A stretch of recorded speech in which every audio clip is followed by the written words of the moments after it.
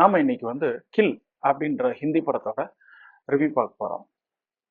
இந்த படத்தோட கதை அப்படின்னு பார்த்தோன்னாக்கா, ஒரு ஆர்மி கேப்டன் ட்ரைனிங் முடிச்சுட்டு வெளியில பார்த்தோன்னாக்கா ஃபோன்ல நிறைய மெசேஜ் என்னன்னு பார்த்தோன்னாக்கா, அவரோட லவ்வர் அவங்க அப்பா வேற ஒரு பையனுக்கு இந்த பொண்ணை நிச்சயம் பண்றதா மெசேஜ் அனுப்பிச்சிருக்கா. உடனே இவரும் இவங்க ஃப்ரெண்டும் ரெண்டு பேரும் சேர்ந்து போறாங்க அந்த பொண்ணோட ஊருக்கு. அந்த பொண்ணோட ஊர்ல போய் சேர்றதுக்கு முன்னாடியே அந்த பொண்ணுக்கு நிச்சயதார்த்தம் முடிஞ்சிருது. சரின்னு இந்த பொண்ணை பார்த்து நாம ஓடி போய் கல்யாணம் பண்ணிக்கலாம் அப்படின்னு இந்த கேப்டன் சொல்றப்போ, அந்த பொண்ணு சொல்றா, இல்ல இல்ல எங்க அப்பா அந்த ஊர்ல பெரிய ஆளு, அவரை மீறி நம்ம இந்த ஊர்ல கல்யாணம் பண்ண முடியாது, நாம டெல்லி போனதுக்கு அப்புறம் டெல்லியில நம்ம கல்யாணம் பண்ணிக்கலாம் அப்படின்னு சொல்றா. சரி இவனும் ஓகே அப்படின்னு சொல்லிட்டு அமைதியா இருந்துடுறான். 2 நாள்ல பொண்ணு வீட்டுல எல்லா ஃபங்க்ஷனையும் முடிச்சுட்டு எல்லாரும் சேர்ந்து ட்ரெயின்ல ஏறுறாங்க. அதே ட்ரெயின்ல அந்த பொண்ணோட லவ்வரும் அவன் ஃப்ரெண்டும் 2 பேரும் போறாங்க.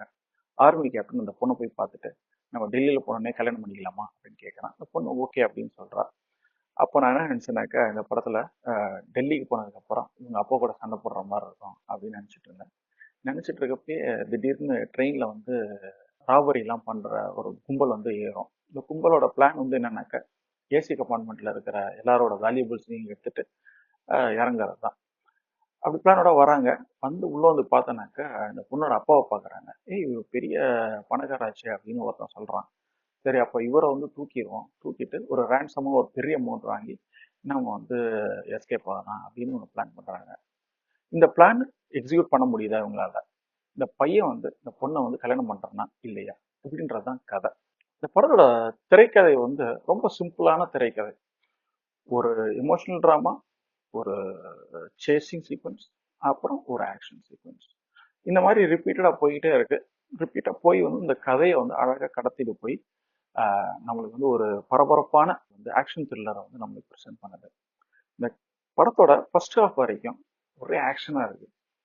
ஃபர்ஸ்ட் ஹாஃப் முடிஞ்சதுக்கு அப்புறம் இந்த படத்துல ரத்த கலரியான ஆக்ஷனா இருக்கு.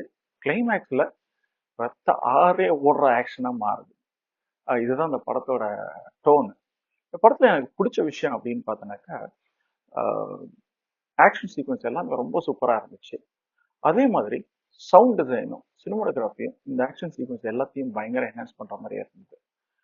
இந்த படத்தோட டைரக்டர் இந்த படத்தை ரொம்ப அழகா நேர்த்தியா டிசைன் பண்ணி ஒரு 2 மணி நேரம் பரபரப்பா கொண்டு போயிருக்காரு அப்படின்னு சொல்லுவேன். அதே மாதிரி இந்த படத்துல எமோஷனல் ஆஸ்பெக்ட் எல்லாம் கொஞ்சம் கம்மியாவே இருந்துச்சோ, அவ்வளவு தூரம் கேரக்டரை எஸ்டாப்ளிஷ் பண்ணலையோ அப்படின்னு தோணுச்சு. ஏன்னா படம் ஆரம்பிச்ச உடனே கொஞ்ச நேரத்துல ஆக்ஷன் ஸ்டார்ட் ஆயிடுது. அதுக்கப்புறம் ஆக்ஷன் ஸ்டார்ட் ஆனதுக்கு அப்புறம் ஒரு சில இடத்துல எல்லாம் கொஞ்சம் ஸ்லோவா ஆயிட்டே இருக்கிற மாதிரி இருந்துச்சு. ஏன்னா அந்த ஆக்ஷனுக்கும் இன்னொரு ஆக்ஷனுக்கும் நடுவில் கொஞ்சம் கேப் விட்டா தான் நல்லா இருக்கும். ஸோ அந்த ரிலீஃப்காக கொஞ்சம் தடுமாறின மாதிரி இருந்தது. இந்த எமோஷனல் ட்ராமாவை ப்ராப்பரா செட் பண்ணியிருந்தாங்கன்னா இன்னும் கொஞ்சம் டைம் எடுத்து இந்த ஆக்ஷன் சீக்வன்ஸ்ல இன்னும் கொஞ்சம் பயங்கரமா வந்திருக்குமா அப்படின்னு தோணுச்சு. அதை தவிர்த்து பார்த்தோன்னாக்கா இந்த படம் ஒரு அருமையான 2 ஹவர் என்ஜாய் பண்ணக்கூடிய ஒரு ஆக்ஷன் ட்ராமா. நீங்க ஒரு ஆக்ஷன் பட லவரா இருந்தீங்கன்னாக்க இந்த படத்தை அவசியமா தியேட்டர்ல போய் பார்க்கணும்னு சொல்லுவேன்.